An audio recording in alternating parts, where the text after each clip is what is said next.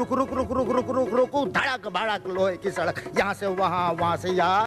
Hindi film industry के सबसे पहले सुपरस्टार अशोक कुमार का जन्म 13 अक्टूबर 1911 में हुआ था। अशोक 4 भाई बहनों सती देवी, कल्याण, आभास में सबसे बड़े थे। अशोक के पिता कुंजीलाल गांगुली एक वकील थे, जबकि उनकी मां एक गृहिणी थी। अशोक ने अनजाने में एक्टिंग की दुनिया में कदम रखा था। मेरे दोस्त मेरे हमदम, जहां उनके टैलेंट ने उन्हें भारतीय सिनेमा का पहला सुपरस्टार तक बना दिया था। बिहार के एक छोटे से जिले के रहने वाले अशोक कुमार आखिर कैसे बने दादा मुनि?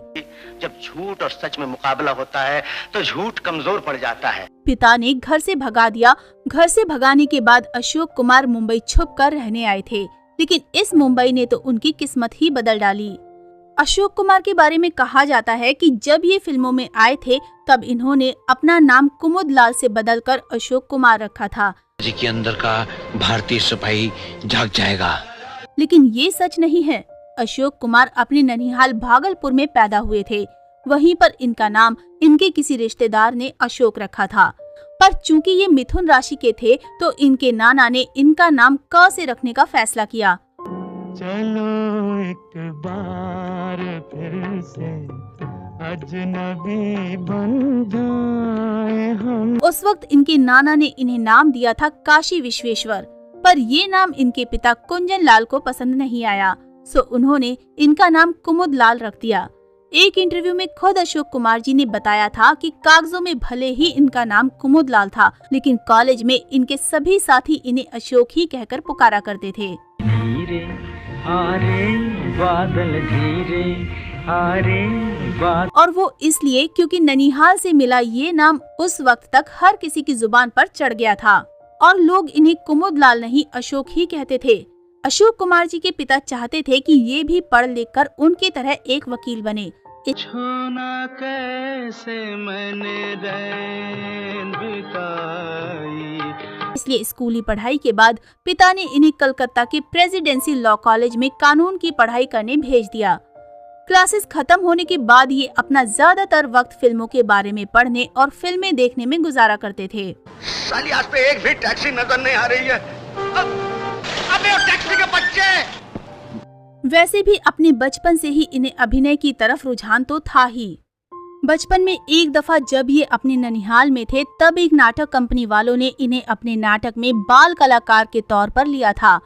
यूँ तो उस नाटक कंपनी में अपने सीन के वक्त ये काफी शर्मा रहे थे, लेकिन किसे पता था कि जो बच्चा आज स्टेज पर शर्मा रहा है वो एक दिन भारत में दादा मुनि के नाम से जाना जाएगा। फेल होकर पिता से छिपने मुंबई आए थे अशोक कुमार। भागलपुर में जन्मे अशोक कुमार के पिता कुंजीलाल उन्हें अपनी ही तरह एक वकील बनाना चाहते थे। इस पर अशोक को कोई भी एतराज नहीं था। वकालत करने के लिए कुंजीलाल ने अशोक के एडमिशन के लिए आवेदन दिया था। हालांकि जब एग्जाम हुए तो अशोक फेल हो गए। पिता के डर से अशोक अगले एग्जाम तक छिपने के लिए अपनी बहन सती देवी के घर मुंबई चले आए। सती देवी के पति शशाधर मुखर्जी बॉम्बे टॉकीज में एक बड़े पद में थे।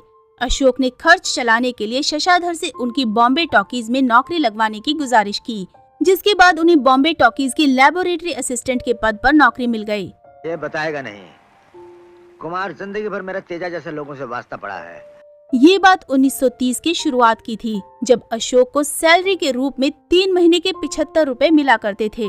उस समय के मुताबिक ये बहुत ज्यादा थे। समय बीतते हुए अशोक का अपने पद पर मन लग गया और वो पिता को वकालत ना करने के लिए मनाने में लग गए। हालांकि ये आसान नहीं था। एक दिन अचानक ही मिल गया अभिनेता बनने का ऑफर। दोनों की ये हिम्मत! बाप किसी खेत का गाजर नहीं, मूली मूली। हाँ मूली। चुप रहो। 1936 की फिल्म जीवन नैया की शूटिंग लगभग पूरी हो चुकी थी, जिसमें देविका रानी और नजम उल हसन लीड रोल में थे। शूटिंग के दौरान दोनों लीड के बीच अनबन हो गई। देविका रानी बॉम्बे टॉकीज के मालिक हिमांशु रॉय की पत्नी थी। ऐसे में हिमांशु ने नजम उल हसन को तुरंत फिल्म से निकाल दिया। हिमांशु ने ऑर्डर दिया कि अशोक उनकी जगह लेंगे। फिल्म के डायरेक्टर फ्रॉन्ज ऑस्टिन का मानना था कि अशोक का लुक हीरो का नहीं है। सुस्वागतम। धन्यवाद। अरे वाह बेटे, क्या ऊंचाई पाई है तुमने। मैं तो उछल कर भी तुम्हारी ऊंचाई तक नहीं पहुंच सकता। लेकिन उनकी बात बॉम्बे टॉकीज के मालिक के आगे कट गई और अशोक फिल्म के हीरो बन गए। पहली फिल्म से पहले अशोक अपने जन्म के समय मिले नाम कुमुदलाल गांगुली से पहचाने जाते थे, लेकिन फिल्म के दौरान उन्हें स्क्रीन नेम अशोक कुमार दिया गया। हीरो बनते ही टूट गई शादी। उस समय फिल्म इंडस्ट्री का हिस्सा होना शर्मिंदगी की बात समझी जाती थी। तुम्हें यहाँ आने किसने दिया? चोर मालिक मकान की इजाजत लेकर तो नहीं आता। वो खिड़की देख रहे हैं आप? अशोक कुमार ने एक बार कहा था कि उस जमाने में कॉल गर्ल हीरोइन बना करती थी और दलाल हीरो बन जाया करते थे। जैसे ही अशोक 1943 की फिल्म किस्मत के बाद रातों रात स्टार बने तो उनके घर में हड़कंप मच गया। उस समय अशोक की शादी तय हो चुकी थी, लेकिन जैसे ही घर वालों को खबर हुई कि वो हीरो बन गए हैं तो तुरंत शादी टूट गई। बालू रेत, आलू के खेत, बाजरा धान, बुड्ढा किसान, हरा मैदान, मंदिर मकान। अशोक की मां खूब रोई और पिता नौकरी के कागज लेकर नागपुर पहुंच गए। पिता ने अशोक से एक्टिंग छोड़ने की खूब जिद की, लेकिन बॉम्बे टॉकीज के मालिक हिमांशु रॉय ने अकेले में बात कर उन्हें आखिरकार राजी कर ही लिया। 1 करोड़ कमाई करने वाली पहली हिंदी फिल्म थी किस्मत। साल 1943 में रिलीज हुई फिल्म किस्मत में Ashok Kumar anti hero role में थे। फिल्म ने 1 करोड़ का बॉक्स ऑफिस कलेक्शन किया था, जो हिंदी फिल्म इंडस्ट्री की इतनी कमाई करने वाली पहली फिल्म थी। फिल्म से अशोक कुमार को ऐसा स्टारडम मिला कि वो जहां भी जाया करते थे वहां से भीड़ हटाने के लिए पुलिस को लाठी चार्ज कराना पड़ता था।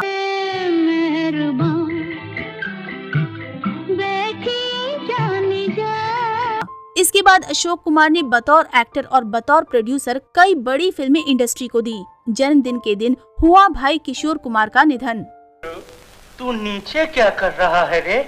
गुरु, तुम्ही ने तो कहा नीचे से। अरे गधू! अशोक कुमार के छोटे भाई किशोर इंडस्ट्री के सबसे बेहतरीन सिंगर बनकर उभरे थे। दोनों के बीच खूब प्यार था। किशोर कुमार का निधन दुर्भाग्य से बड़े भाई अशोक के जन्मदिन के दिन 13 अक्टूबर 1987 में हुआ था। और बाबू साधु राम जी, आप हैं संगीत के बहुत बड़े विद्वान पंडित दीनानाथ शास्त्री। छोटे भाई के निधन से अशोक को ऐसा सदमा लगा कि उन्होंने हमेशा के लिए अपना जन्मदिन मनाना छोड़ दिया। यहाँ आपको ये भी बता दें कि इनके बहनोई शशाधर मुखर्जी भी आगे चलकर फिल्म इंडस्ट्री का बहुत बड़ा नाम बने थे। मत सोच तेरे दिल में। उन्होंने फिल्मालय नाम से अपना एक फिल्म प्रोडक्शन हाउस खोला था, जो बहुत सफल रहा था, और उनका परिवार, जिसे मुखर्जी परिवार के नाम से जाना जाता है, वो भी फिल्म इंडस्ट्री का एक नामी परिवार बना। एक्ट्रेस नूतन, तनुजा, जॉय मुखर्जी, अयान मुखर्जी, काजोल, रानी मुखर्जी व और भी कई बड़े नाम इस मुखर्जी परिवार का हिस्सा हैं। खैर चलिए दादा मुनि अशोक कुमार की कहानी पर वापस आते हैं। मुंबई आने के बाद शशाधर मुखर्जी ने हिमांशु रॉय से अशोक कुमार की मीटिंग फिक्स कराई। जिस वक्त अशोक कुमार हिमांशु रॉय से मिले थे, उस वक्त वहां जर्मन डायरेक्टर फ्रेंच ऑस्टिन भी मौजूद थे। फ्रेंच ऑस्टिन ने इनका स्क्रीन टेस्ट लिया। जिस जगह पर इनका स्क्रीन टेस्ट लिया जा रहा था, उसी जगह पर आगे चलकर मशहूर बॉम्बे टॉकीज की इमारत वजूद में आई थी।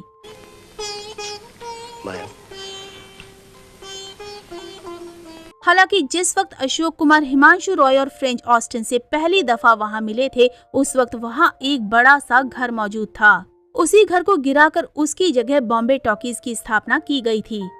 अशोक कुमार साल 1935 में बॉम्बे यानी मुंबई आए थे। क्या आप मदद करेंगे? मैं किस किस की मदद करता फिरूं? दुनिया में तो हजारों ऐसे बेसहारा और ये वो जमाना था जब भारत के लोगों का मानना था कि पढ़े लिखे और अच्छे परिवारों के लोगों को फिल्मों में काम नहीं करना चाहिए। इसलिए जब हिमांशु रॉय को पता चला कि उनसे मिलने अशोक नाम का जो लड़का कलकत्ता से आया है वो कानून की पढ़ाई कर रहा है, तो वे बहुत खुश हुए थे। उन्होंने अशोक कुमार से कहा भी था कि मैं चाहता हूं कि फिल्मों में पढ़े लिखे लोग काम करना शुरू करें। इससे भारत में फिल्मों का भविष्य उज्जवल होगा। मेरा भी ख्याल है मैं इनकी दावत कबूल कर ही लूं। हाँ, कर ही लीजिए। स्क्रीन टेस्ट के वक्त जर्मन डायरेक्टर फ्रेंच ऑस्टिन ने अशोक कुमार को उस घर की सीढ़ियों पर बिठा दिया और एक गाना सुनाने को कहा।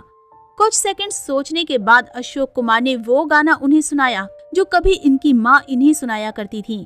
अशोक कुमार के गाने के अंदाज से हिमांशु रॉय तो खासे प्रभावित हुए, लेकिन फ्रेंच ऑस्टिन को अशोक कुमार का चेहरा पसंद नहीं आया। छपन भाई, तुमने आखिर क्या समझकर रजिया पे हाथ उठाया था? मैंने उसे मारा नहीं। उन्हें लग रहा था कि इस लड़के के जबड़े की बनावट ऐसी नहीं है कि इसे फिल्मों में हीरो बनाया जा सके। उन्होंने हिमांशु रॉय से कहा भी कि ये लड़का उन्हें सही नहीं लग रहा। इतना ही नहीं, फ्रेंच ऑस्टर ने तो अशोक कुमार से भी कलकत्ता वापस जाकर फिर से पढ़ाई शुरू करने की बात कही थी, लेकिन हिमांशु रॉय को अशोक कुमार में संभावनाएं नजर आ रही थी। ओह, लेकिन इतनी जल्दी क्या है? संगीता, ये 2 महीनों के साथ तुम खुद ही देख लेना। फिर तो हम गए काम से। इसलिए उन्होंने अशोक कुमार से कहा कि फिलहाल तुम हमारी लैब में काम करो।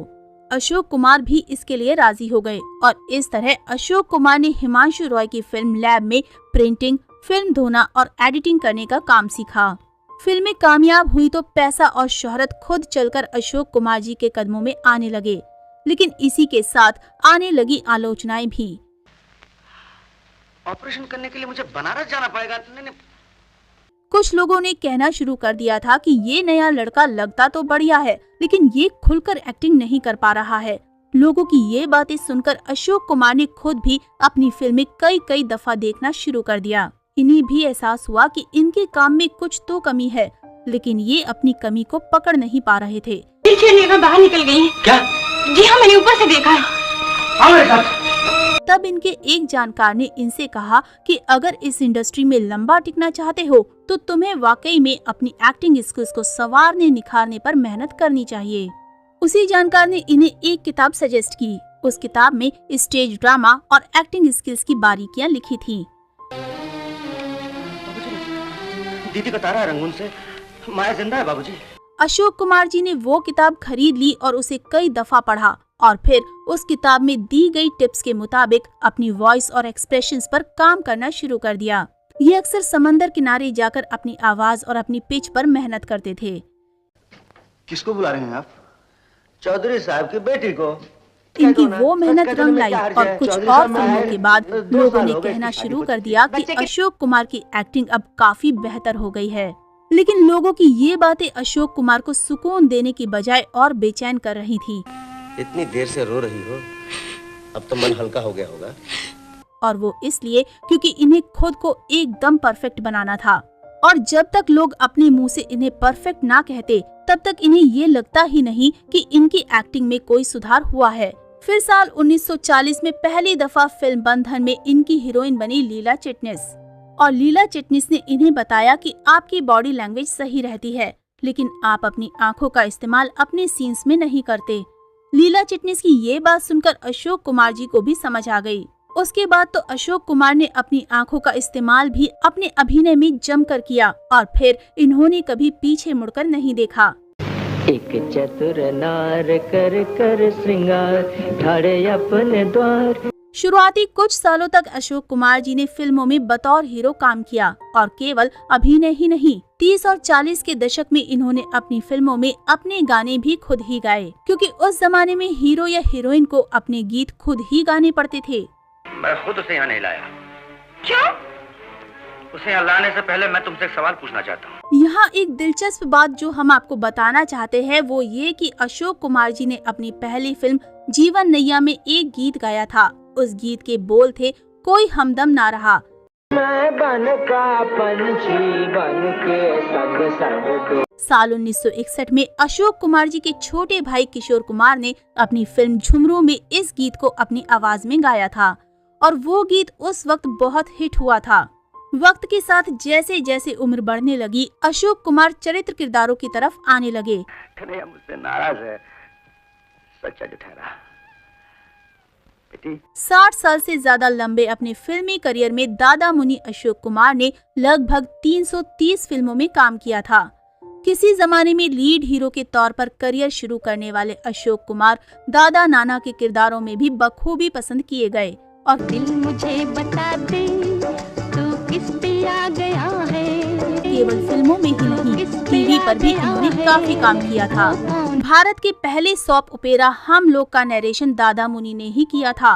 वहीं रामानंद सागर की रामायण के पहले एपिसोड का नरेशन भी इन्होंने ही किया था, जबकि कुछ टीवी शोज में तो दादा मुनि ने एक्टिंग भी की थी।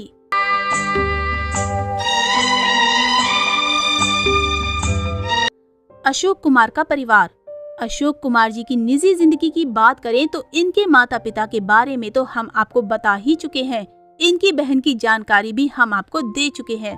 इनके भाई कल्याण कुमार गांगुली और आभास कुमार गांगुली को आप बहुत अच्छी तरह से जानते हैं। जहां कल्याण कुमार गांगुली फिल्मों में अनूप कुमार के नाम से जाने जाते थे, तो वहीं आभास कुमार गांगुली तो किशोर कुमार के नाम से भारतीय मनोरंजन जगत में अमर हो चुके हैं।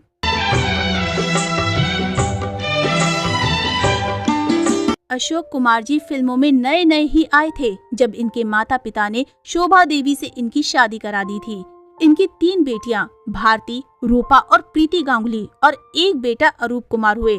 इनकी बेटियां शोभा और प्रीति गांगुली ने भी अभिनय की दुनिया में अपनी किस्मत आजमाई थी। हालांकि प्रीति गांगुली को ही कुछ हद तक अभिनय करियर में सफलता मिल पाई थी, जबकि इनका बेटा अरूप कुमार गांगुली साल 1962 में आई फिल्म बेजुबान में बतौर हीरो नजर आया था, लेकिन ये फिल्म बुरी तरह फ्लॉप हो गई और फिर उसने फिल्म लाइन को ही हमेशा के लिए छोड़ दिया। अरूप कुमार गांगुली ने बाद में कॉर्पोरेट वर्ल्ड में अपना करियर बनाया। कहानी अभी बाकी है। साल 2001 में 90 की उम्र में दादा मुनि अशोक कुमार ने इस दुनिया को अलविदा कह दिया। दादा मुनि की मौत के साथ ही भारतीय सिनेमा के एक दौर का हमेशा हमेशा के लिए अंत हो गया। दादा मुनि के बारे में बताने के लिए अभी बहुत कुछ बाकी है, लेकिन आज की पेशकश में बस यहीं तक। तो दोस्तों, अभी के लिए बस इतना ही। मिलते हैं अगले वीडियो में। तब तक आप सब अपना ध्यान रखिए और हमारी अगली पेशकश का इंतजार कीजिए।